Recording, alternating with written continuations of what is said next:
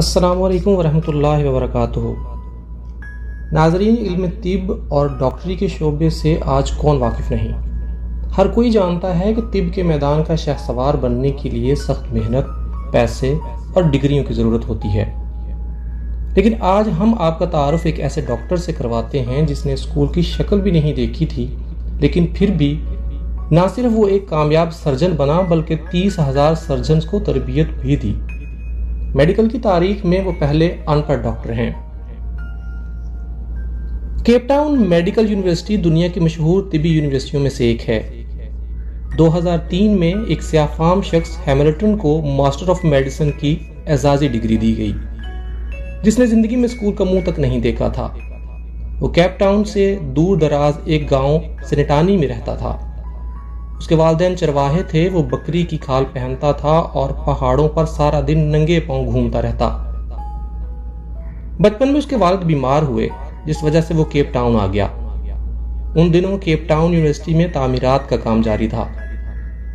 کافی کوششوں کے بعد وہ یونیورسٹی میں مزدور بھرتی ہو گیا۔ اسے جو بھی رقم ملتی وہ گھر بھجوا دیتا، جبکہ خود چنے کھا کر کھلے گراؤنڈ میں سو جاتا۔ تعمیرات کا سلسلہ ختم ہونے کے بعد وہ یونیورسٹی میں مالی بھرتی ہو گیا اور اپنا کام پوری دلجمعی سے 3 سال تک کرتا رہا۔ پھر ایک دن ایسا آیا کہ پروفیسر رابرٹ جوئز زرافے پر تحقیقات کر رہے تھے۔ وہ یہ دیکھنا چاہتے تھے کہ زرافہ پانی پینے کے لیے گردن جھکاتا ہے تو اسے غشی کا دورہ کیوں نہیں پڑتا۔ انہوں نے آپریشن ٹیبل پر ایک زرافے کو نشہ دے کر لٹایا، مگر آپریشن شروع کرتے ہی زرافے نے گردن ہلا دی، جس کو پکڑنے کے لیے ایک مضبوط شخص کی ضرورت پڑ گئی۔ پروفیسر باہر آیا تو ہیملٹن کو دیکھا کہ گھاس کاٹ رہا ہے اور جسم سے مضبوط اور توانا بھی ہے۔ ڈاکٹر نے اشارے سے اسے بلایا اور زرافے کی گردن پکڑنے کا حکم دیا۔ ہیملٹن نے گردن مضبوطی سے پکڑ لی۔ اس دوران ڈاکٹر چائے اور کافی کے وقفے کرتا رہا اور ہیملٹن مسلسل 8 گھنٹوں تک زرافے کی گردن پکڑتا رہا۔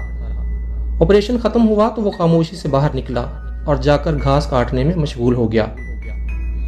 پروفیسر بھی اس کے کام سے متاثر ہوا تو روزانہ اس کو بلاتا اور اسے جانور کی گردن پکڑنے کا حکم دیتا، جبکہ وہ کوئی اضافی معاوضہ بھی طلب نہیں کرتا تھا۔ اسی طرح کئی مہینے وہ کام کرتا رہا، جس پر پروفیسر رابرٹ جوئز اس کے اخلاص اور استقامت سے متاثر ہو کر اسے مالی سے لیب اسسٹنٹ بنانا چاہا۔ اس وجہ سے وہ مقررہ وقت میں یونیورسٹی پہنچتا اور ڈاکٹروں کی مدد کرتا۔ یہ سلسلہ برسوں جاری رہا۔ سن 1958 میں کرسچن برنارڈ یونیورسٹی آئے اور انہوں نے دل کی منتقلی کے آپریشن شروع کر دیے، جبکہ ہیملٹن اس کا اسسٹنٹ مقرر ہوا۔ وہ ڈاکٹر برنارڈ کے کام پر غور کرتا، وہ انتہائی شاندار ٹانکے لگاتا تھا۔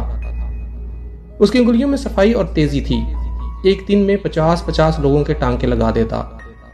وہ آپریشن تھیٹر میں کام کرتے ہوئے سرجنوں سے زیادہ انسانی جسم کو سمجھنے لگا تھا۔ وہ آہستہ آہستہ یونیورسٹی کی اہم ترین شخصیت بن گیا۔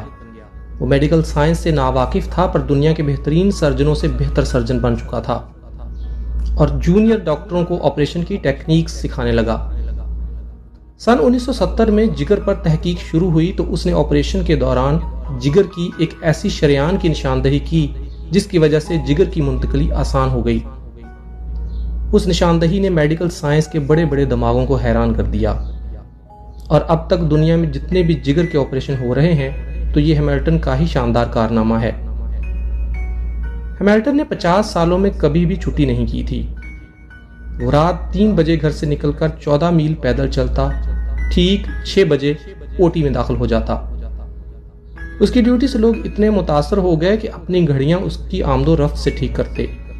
اس نے کبھی زندگی میں تنخواہ بڑھانے کی شکایت نہیں کی، جس کی وجہ سے آخر زندگی میں ایک ایسا وقت آیا کہ اس کی تنخواہ اور مراعات یونیورسٹی کے وائس چانسلر سے زیادہ تھے۔ آخرکار 2005 میں وہ اس فانی دنیا سے رخصت ہو گیا۔ جی تو ناظرین، آپ کو آج کی ویڈیو کیسی لگی کمنٹ میں لازمی بتائیے گا۔